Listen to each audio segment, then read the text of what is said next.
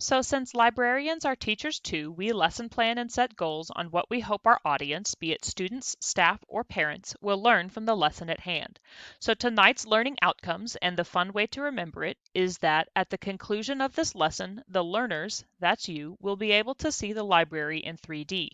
You will be able to demonstrate the use of a QR code to access an additional site, discover how to add either an audiobook or an ebook to your Libby account, and determine through a short survey the effectiveness of a training like this to get parents and guardians more involved in their child's reading advancement. So without further ado, let's talk downloading and setup. Please make sure to have a cellular device and a library card handy as we walk through this together. If you open your phone's QR reader, you can hover over the image in the middle and it should pull up your phone's specific app store, be it Android or Apple. For this whole next section, Android devices are shown on the left and Apple's devices are shown on the right. Now, if you don't have a QR app, your camera should be able to recognize it and show you a link. Please click this link and it should pull up the Libby store page and will look something like this. You can click install here, or if you want to learn more about the app, you should see a view that looks like this, and then you can click install. Once downloaded, please click open and you should see something that looks like this.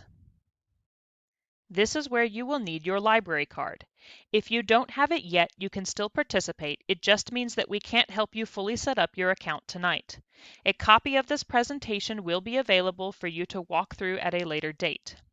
Let's select Yes, and if you've used Libby before or have set it up on another device, you can click the first option.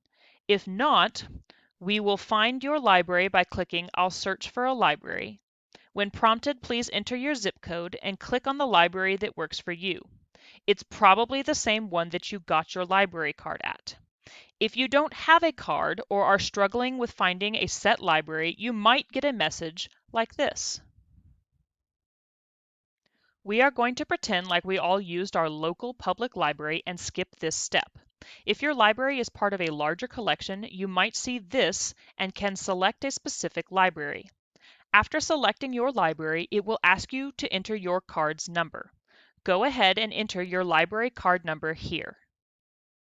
After entering your library card number, the page should automatically pull up the home page for your library and the full access to its digital collection.